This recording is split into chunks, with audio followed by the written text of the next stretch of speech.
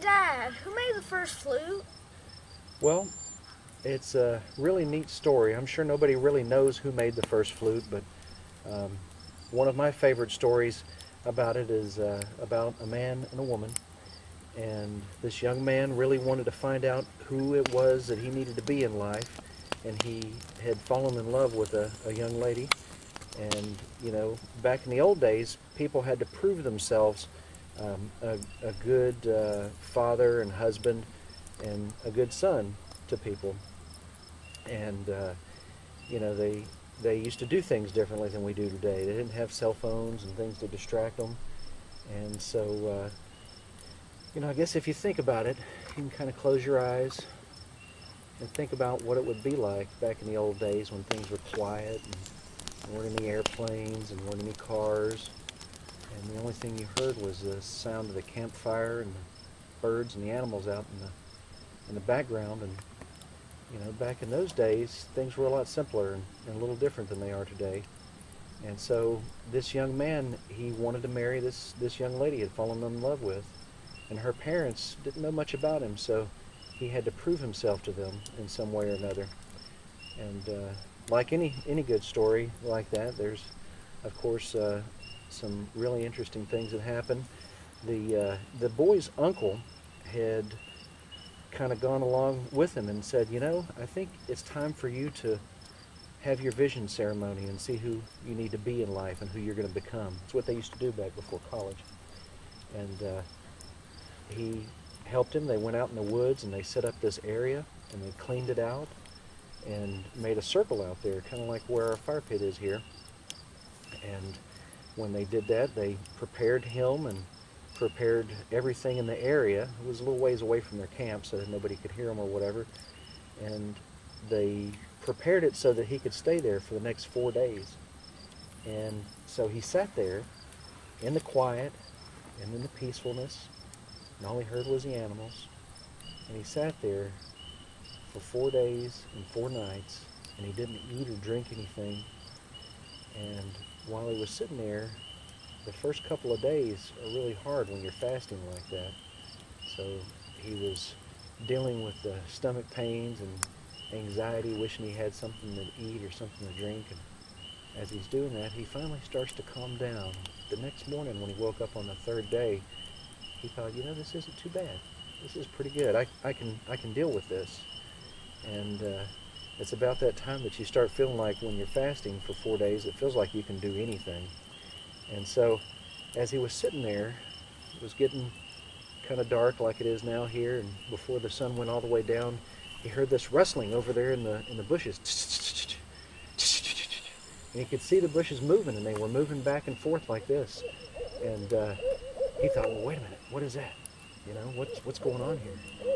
And he seen it do it again. This time it was louder, and he was a little bit closer, and he thought, well, this is something to do with who I'm going to become, because I know no hunters have come around. His uncle had made sure that all the people in the camp knew that he was out there having his ceremony, so they didn't come around. And he thought, I don't think there's any animals out this way either. So he looked up and he was thinking, what is that?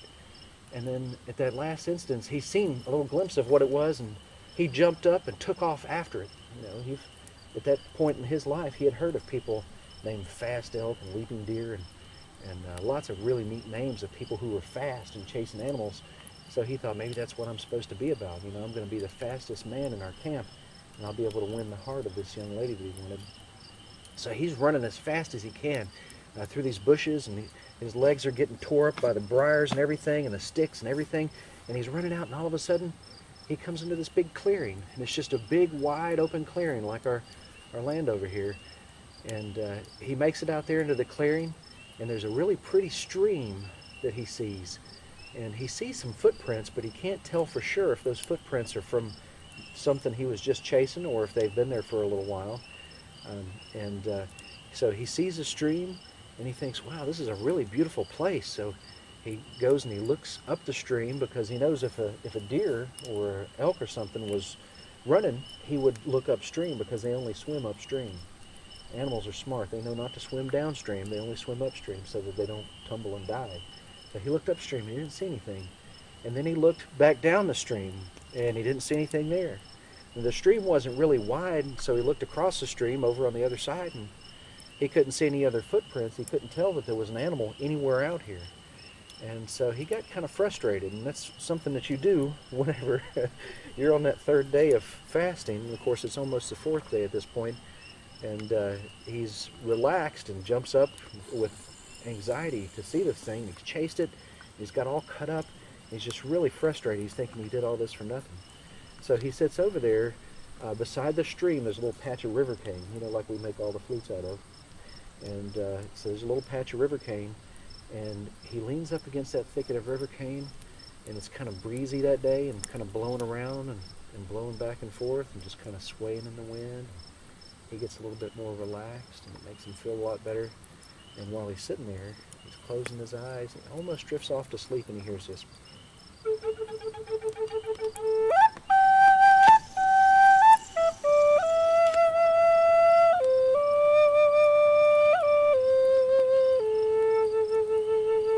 And immediately he jumps up, because he's never heard the sound of a guitar or a flute or anything like that.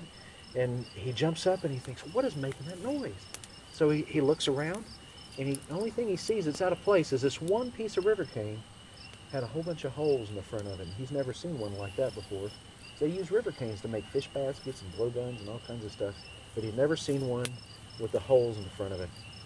And it's blowing back and forth in the wind, and he hears just a little something, but it's not really the song he was hearing.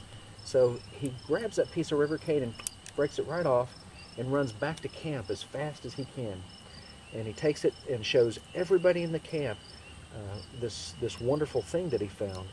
And he said, do you know what this is? Do you know how to make that beautiful sound? And he asked everybody there, his parents and his uncle who had been waiting for him, seen him take off after something he didn't know what, because he was a little ways off. And he asked everybody in the camp, asked the chief, asked everybody, and nobody had any idea what it was. So he finally went to the oldest person in the camp, the wisest person there, and asked him, everybody's told me they have no idea what this thing is, but do you know what I can do to find out what it is? Because he knows this person's seen some stuff in their day.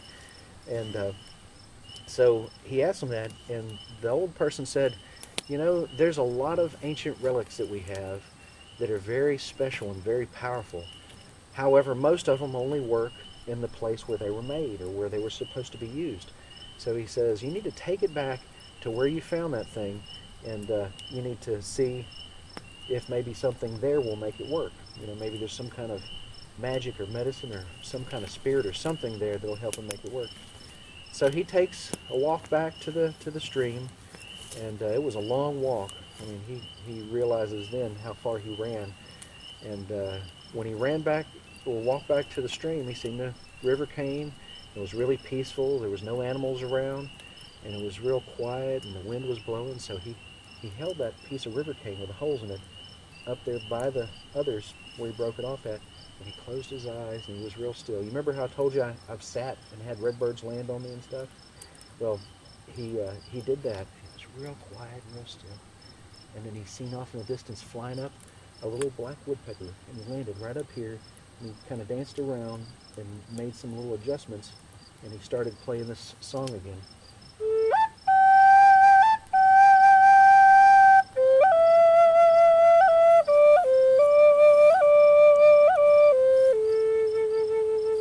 And at the moment that he played, he jumped down in front of this guy's feet and turned into a little person, just like our Cherokee Little People stories we have.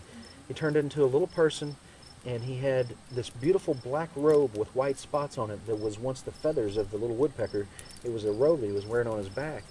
And he told the man that this instrument is a flute, and that you need to take it back to your people and teach them about this instrument and tell them how special it is and how beautiful it is, and share it with everyone that you can.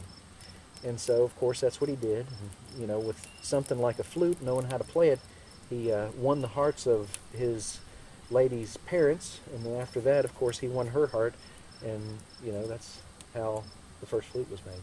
At least it's one of the good stories. It's one of my favorite ones.